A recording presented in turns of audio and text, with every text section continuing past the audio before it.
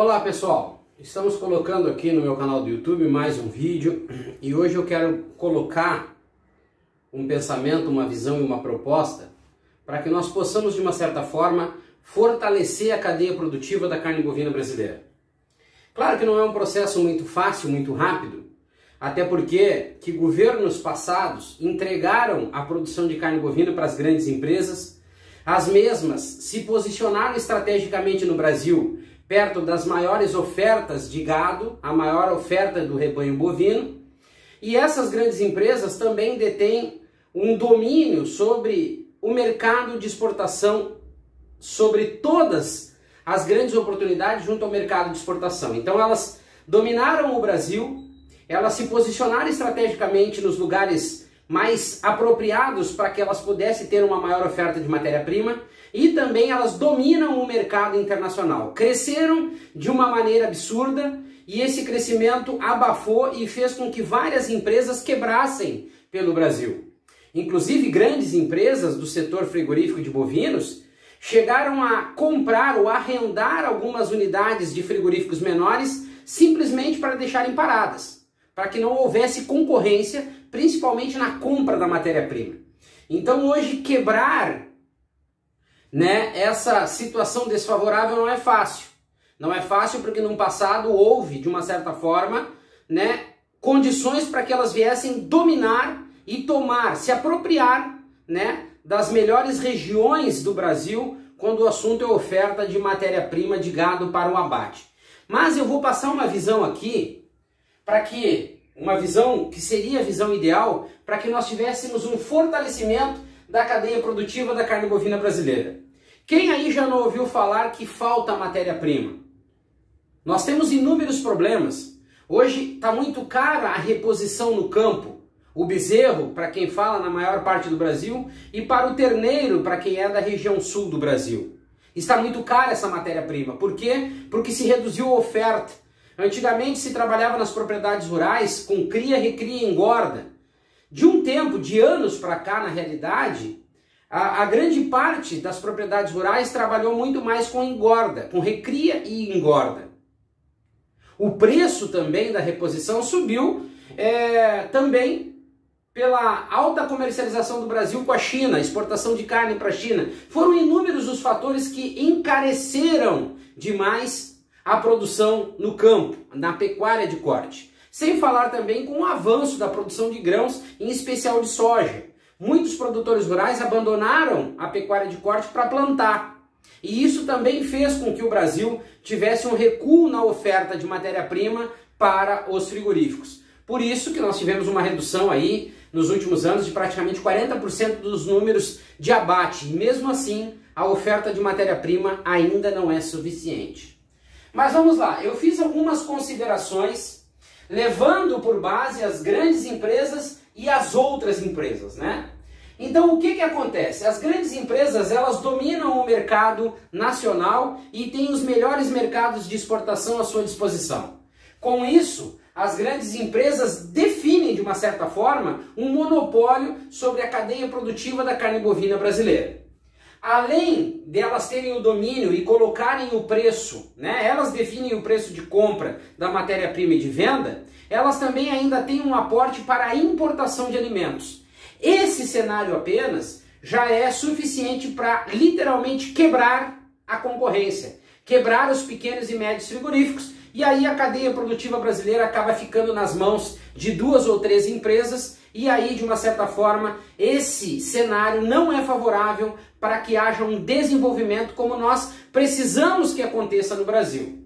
Então, as grandes empresas têm os melhores mercados de exportação.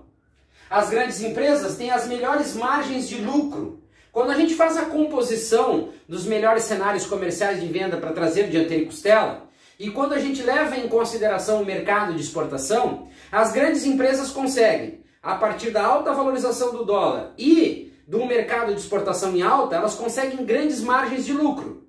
E isso favorece elas, dentro do cenário comercial de venda, a colocar no Brasil carne mais barata. Cenário esse que também quebra com o pequeno e médio produtor. Porque como ela tem um grande mercado de exportação, um grande percentual de produtos exportados, A margem de lucro que ela tem a favorece para colocar um preço maior na arroba do boi. Então ela paga mais do boi, ela inflaciona esse boi no mercado interno, ela consegue exportar mais, melhor a margem de lucro e ela ainda consegue colocar carne mais barata no mercado interno, que quebra, literalmente quebra com a concorrência. Então, as grandes empresas têm melhores margens de lucro e ainda contam com um aporte do BNDES. Então, são inúmeros os fatores que favorecem as grandes empresas e quebram literalmente com as pequenas empresas no Brasil. As grandes empresas têm os melhores mercados nacionais, têm, de uma certa forma, menor margem de lucro no mercado internacional, porque há uma compensação entre os mercados de exportação e mercado nacional. Isso favorece que ela tenha uma menor margem de lucro, mas dissolve uma grande produção, que isso favorece que ela mantenha um ciclo produtivo alto. E o que é esse ciclo? Um abate em grande escala, uma exportação em grande escala, e aqueles produtos de menor margem ela acaba colocando tudo no mercado interno. Definem o preço do mercado interno, ou seja, quando ela coloca esse preço com uma margem de lucro menor, ela consegue de uma certa forma desovar a sua produção, ela consegue manter um abate em alta quantidade, ela consegue exportar, e os produtos do mercado interno ela coloca preço, ela define preço. São as grandes empresas que definem os preços do mercado interno, da carne, do produto e também da matéria-prima do boi no campo. Como eu disse aqui, definem o preço da arroba. Elas dominaram o território nacional e hoje conseguem dominar qualquer governo. Como elas têm um grande aporte, financeiro, como elas têm uma grande estrutura, um grande número de colaboradores, hoje as grandes empresas podem, de uma certa forma, chantagear qualquer governo no Brasil. Elas têm um aporte do BNDES grande, elas têm uma representatividade, quando nós falamos em vagas de emprego, em números totais de emprego. Então essa condição, por elas dominarem o território nacional, elas conseguem pressionar qualquer governo para que seja liberado recursos financeiros para suas operações. Como eu disse, elas definem preço de compra, definem preço de venda. Então, esse cenário que as grandes empresas conseguiram montar no Brasil, a partir de aportes por parte de outros governos, quem aí não lembra da confissão do Wesley e do Joesley, os donos da JBS, com os trambiques que fizeram na época do governo do PT. Falcatruas de primeira linha que vieram beneficiar a empresa 100%. Então, criou-se esse cenário favorável para as grandes empresas dominaram o território nacional e hoje, pecuária de corte e os mercados nacionais ficam reféns dessas grandes empresas e os pequenos e médios acabam quebrando. Esse é o cenário das grandes empresas no Brasil. Quando a gente fala das outras empresas, elas têm, quando a gente vê as grandes tendo um aporte do BNDES, as pequenas e médias não têm esse aporte. Somente são colocadas dificuldades para que haja liberação de crédito, para que essas outras empresas consigam investir, se desenvolver, não na mesma velocidade que as grandes, mas que elas tenham um aporte financeiro. Então existem dificuldades por parte do BNDES em liberar crédito para essas empresas. Logo, elas têm poucos mercados de exportação ou quase nenhum. Então aquela jogada de margem de lucro que as grandes fazem, elas não têm condições de fazer, porque compram um boi caro, inflacionado pelas grandes, e entram no mercado de venda onde as grandes jogam o preço da carne lá embaixo. Então elas acabam ficando limitadas, elas têm menores margens de lucro, menor condição de negociar no mercado, existe dificuldade para ter o acesso ao BNDES, competem diretamente com os preços baixos definidos pelas grandes, sem margem de lucro muitas das vezes, acabam fechando ou tendo os fechamentos mensais negativos, custo de produção alto, comprar boi com preço definido pelas grandes, ou seja, como eu falei antes, as grandes definem o preço da arroba e os pequenos e médios tentam, a partir de uma opção de mercado curta, se adequar, mas muitas das vezes fecham as operações do negativo, vendem carne no mercado interno onde as grandes ditam o preço e várias empresas nos últimos anos estão fechando, porque, como eu disse, as grandes dominam o mercado. Elas definem preço de compra, de venda, elas alugam unidades para deixarem paradas, diminuíram a concorrência. Então no Brasil existe essa deslealdade, coisa que nos Estados Unidos recentemente já foi notado e o governo americano está fazendo algo, tentando fazer algo para acabar com esse domínio das 4 grandes empresas nos Estados Unidos, onde 2 são empresas brasileiras. Então, a minha observação hoje é que algum governo do Brasil literalmente acabe com esse aporte financeiro para as grandes. Elas têm um aporte financeiro internacional também, porque tem inúmeras unidades pelo mundo. Então hoje nós temos que aumentar a concorrência. Nós temos que, de uma certa forma, liberar crédito ou favorecer, de uma certa forma, as pequenas e médias empresas ou as outras empresas que não fazem parte desse ciclo, né, dominante. Liberar crédito, promover, desenvolver, incentivar mais empresas de beneficiamento de transformação de carne bovina no Brasil. Nós temos que aumentar, não só aumentar, como também fortalecer a concorrência de carne. Uma maior concorrência vai fazer com que o produtor rural tenha mais opções de negociar a sua matéria-prima, logo o preço da arroba ou do quilo vivo fica mais estável e equilibrado. Uma maior concorrência, nós vamos ter mais oferta de produtos no mercado nacional. Logo, o preço da carne bovina ficaria equilibrado e estabilizado também. Uma maior concorrência também poderia oferecer melhores condições salariais para os colaboradores do setor da proteína animal. São inúmeras as condições favoráveis que uma maior concorrência, um melhor desenvolvimento, o surgimento de mais empresas do setor de transformação, né, de proteína animal poderiam trazer para o Brasil.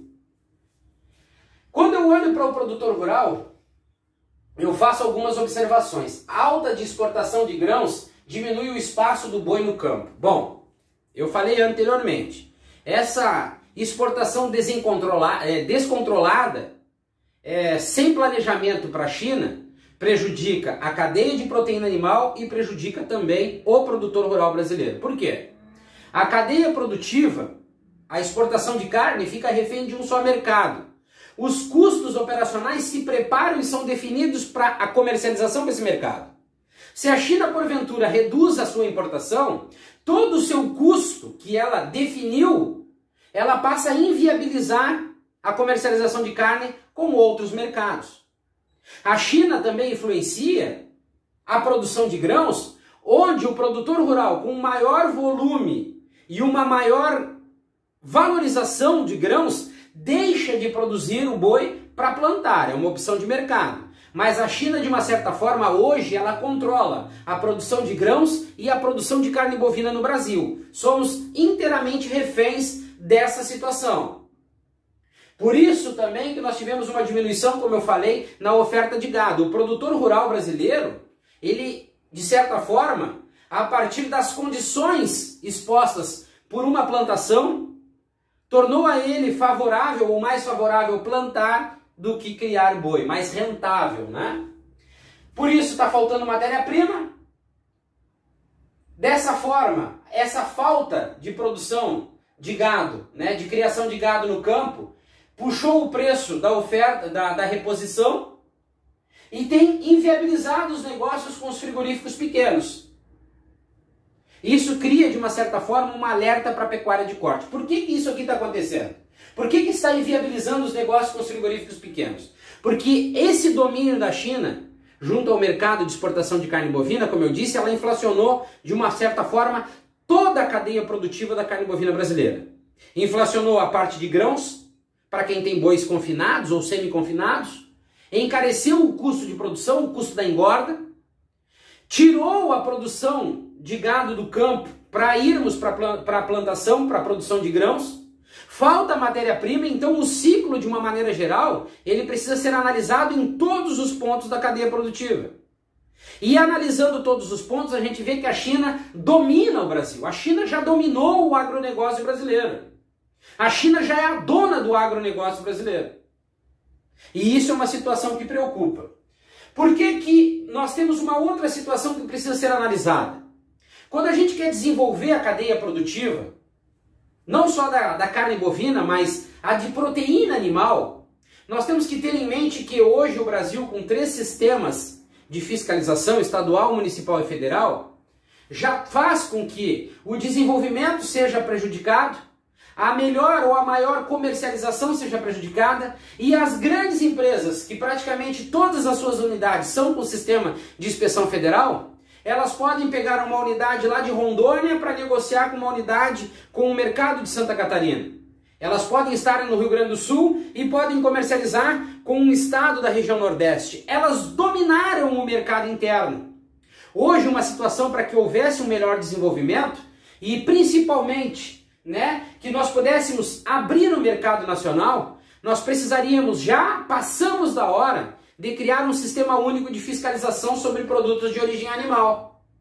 Se nós pegarmos frigoríficos municipais e partirmos de um princípio da legislação, dos cuidados com a alimentação, com a saúde humana, se nós pegarmos os processos operacionais de frigoríficos municipais, estaduais e federais, nós vamos ver que a legislação não é obedecida.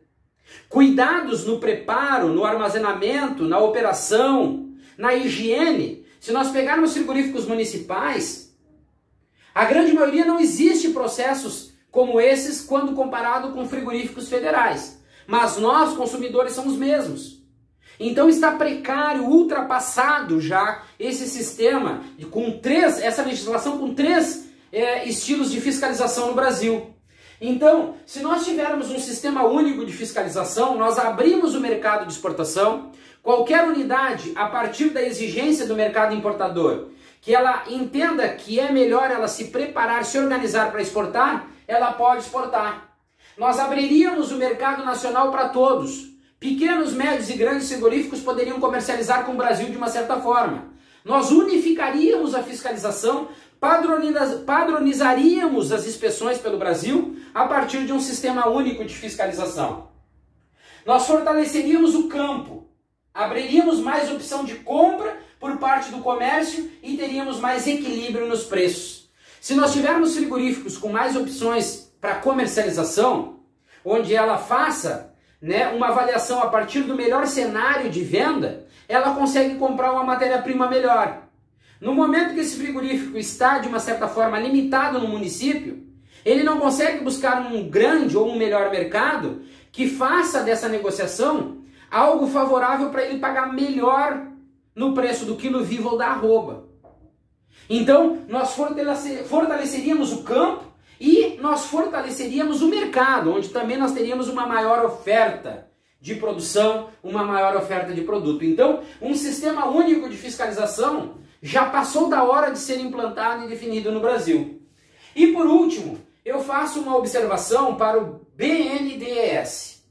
Eles precisam reduzir o acesso a crédito por parte das grandes empresas e precisam aumentar o crédito para as demais empresas. Precisam favorecer as pequenas e médias empresas quando o assunto é crédito, para que elas possam ter acesso a esse aporte financeiro, investir, se desenvolver, se profissionalizar e a partir de um sistema único, de uma maior oferta de matéria-prima e de uma maior igualdade entre pequenas, médias e grandes empresas, nós vamos conseguir, de uma certa forma, melhorar o preço do boi, no quilo vivo ou na arroba. De uma certa forma, nós conseguimos ampliar os mercados, ampliar as produções, atender mais o mercado internacional com carne de qualidade e a partir dessa melhor comercialização, nós abrimos o mercado interno para aquelas empresas que não exportam. Ou seja, nós completamos o ciclo.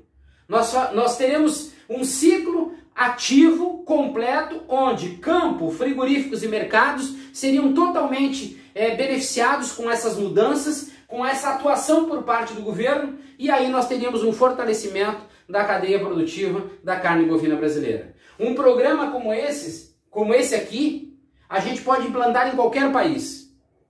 O Brasil, se realmente busca ser o grande exportador de carne bovina, não podemos pensar em volume. Nós precisamos pensar em qualidade e valor agregado. Se o Brasil quer se desenvolver de uma certa forma, em todas as áreas, antes, dentro e fora da porteira, como precisa se desenvolver de uma maneira igual, de uma forma igual, com disponibilidade de crédito para todos, de mercado para todos, de comercialização para todos, nós precisamos que algum governo ou que algum pré-candidato apresente um cenário ou uma proposta baseada num cenário desse. Aí eu vou acreditar que nós vamos ter uma cadeia produtiva da carne bovina fortalecida, se desenvolvendo, igual para todos, apresentando condições favoráveis para compra e para venda. Nós tiramos esse monopólio das grandes e pequenos e médios podem se desenvolver e nós vamos ver uma economia, né? Uma contribuição por parte desse desenvolvimento na economia também dos pequenos e médios municípios. Certo, pessoal? Forte abraço a todos. Amanhã estaremos entrando aqui novamente com mais um vídeo no nosso canal do YouTube. Forte abraço.